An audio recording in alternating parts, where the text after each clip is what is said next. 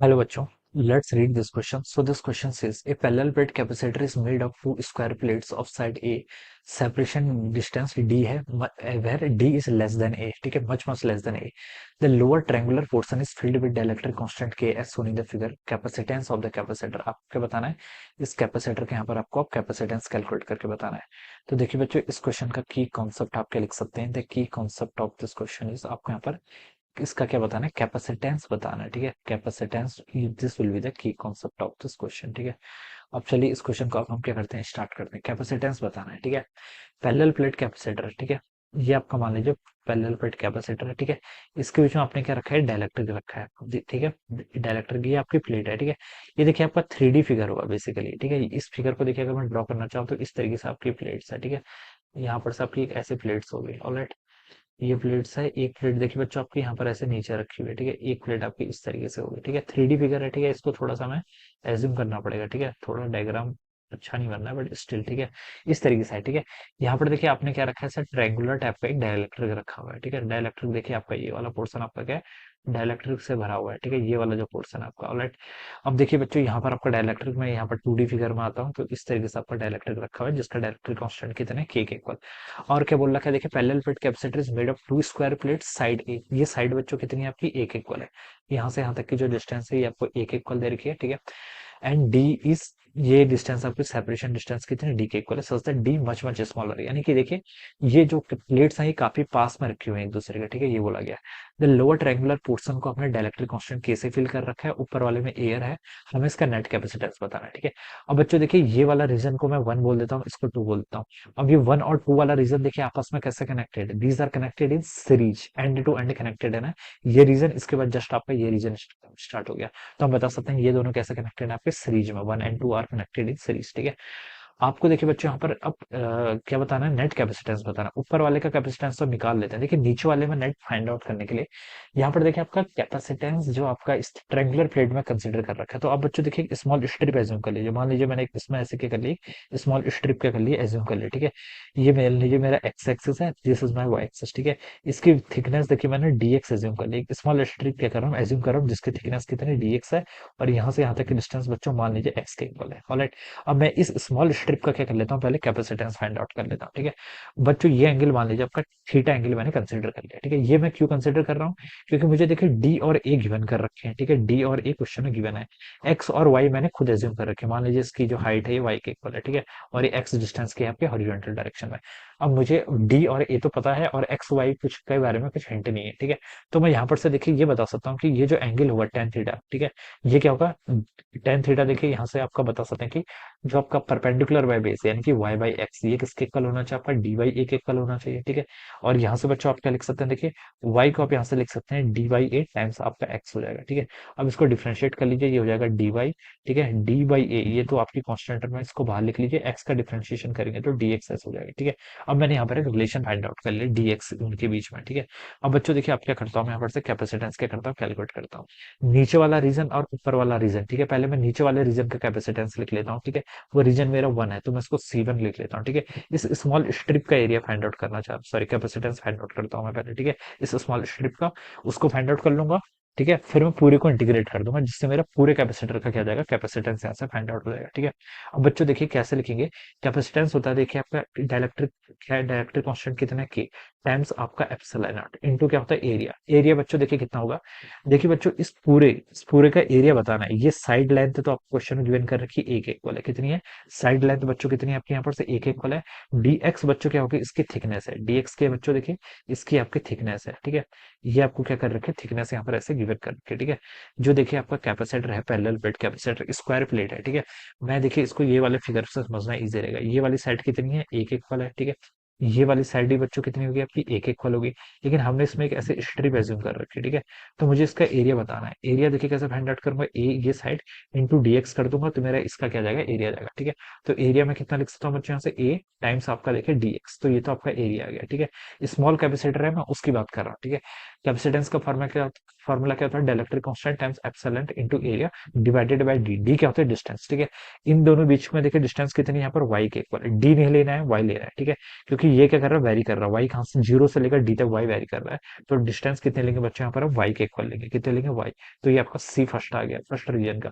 अब second reason का देखिए इजी है, मैंने जैसे फर्स्ट का निकाला वैसे सेकंड का निकाल लेंगे। सेकंड में कैपेसिटर है तो डाइलेक्ट्रिक कांस्टेंट एयर है तो 1 हो जाएगा, एप्सिलॉन नॉट टाइम्स इसका एरिया। अब ऊपर वाले का बच्चों क्या बताना है, एरिया।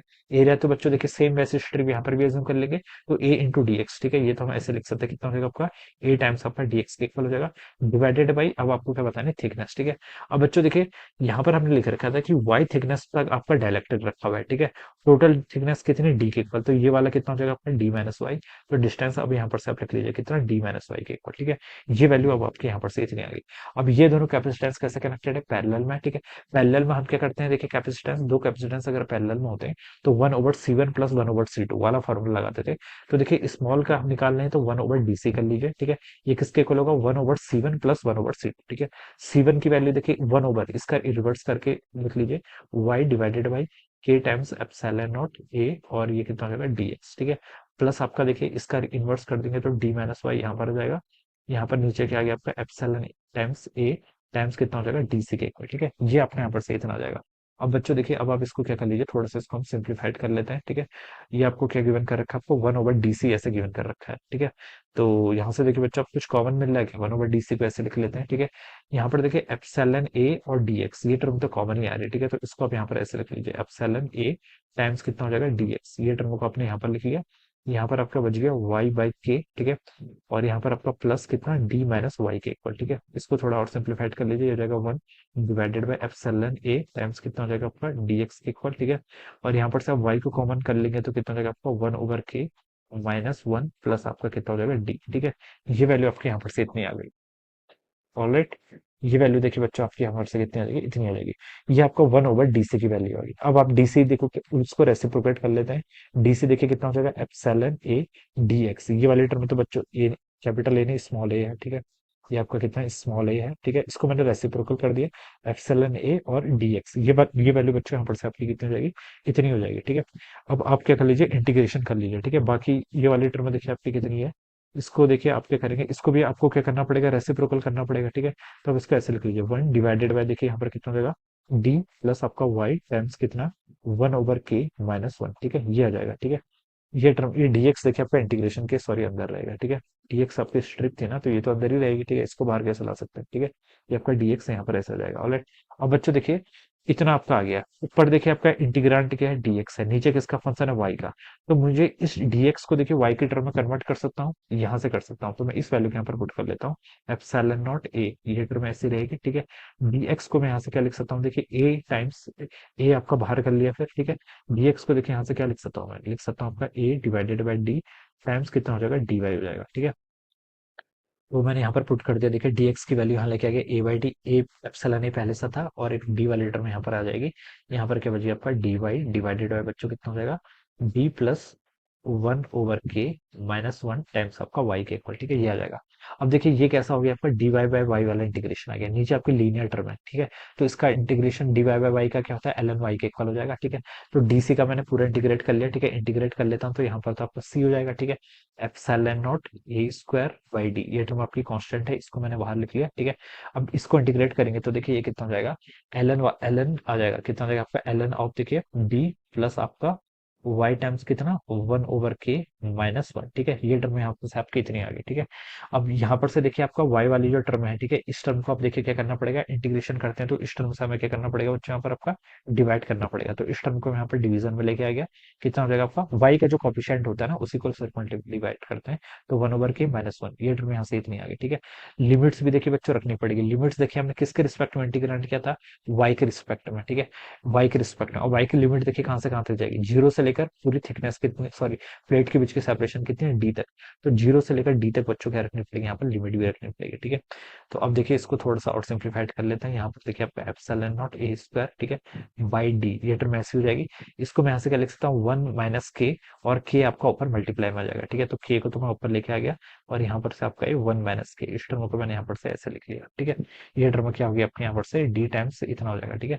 और अब आप देखिए इसमें लिमिट रख लीजिए, ठीक है। लिमिट रख लेता हूँ तो देखिए y की जगह पर डी रख दो, जहां जहां पर y दिख रहा है वहां पर डी रख दो, ठीक है।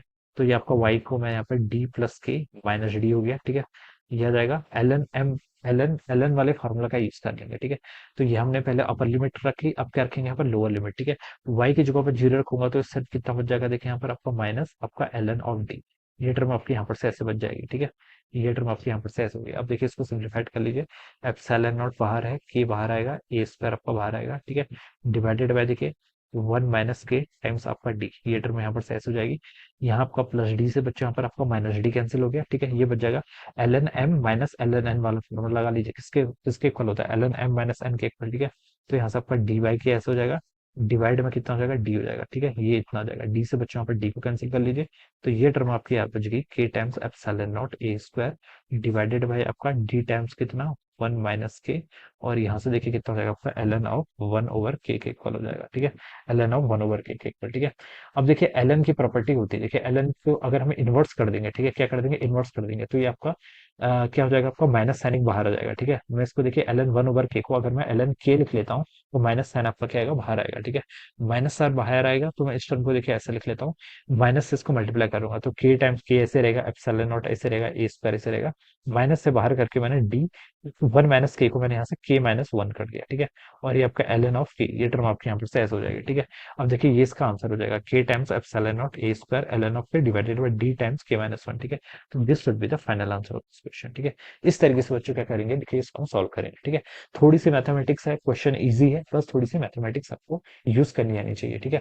तो बच्चों देखिए अगर हम इसको मैच करें तो ये आपका देखिए सी ऑप्शन से मैच कर रहा है, किससे मैच कर रहा है, कि epsilon naught A square L N of K divided by D है, ये ऑप्शन आपका सी से मैच कर गया, ठीक है। तो C option will be the right answer of this question, alright. So I hope you all understood this concept. All the best and thank you so much.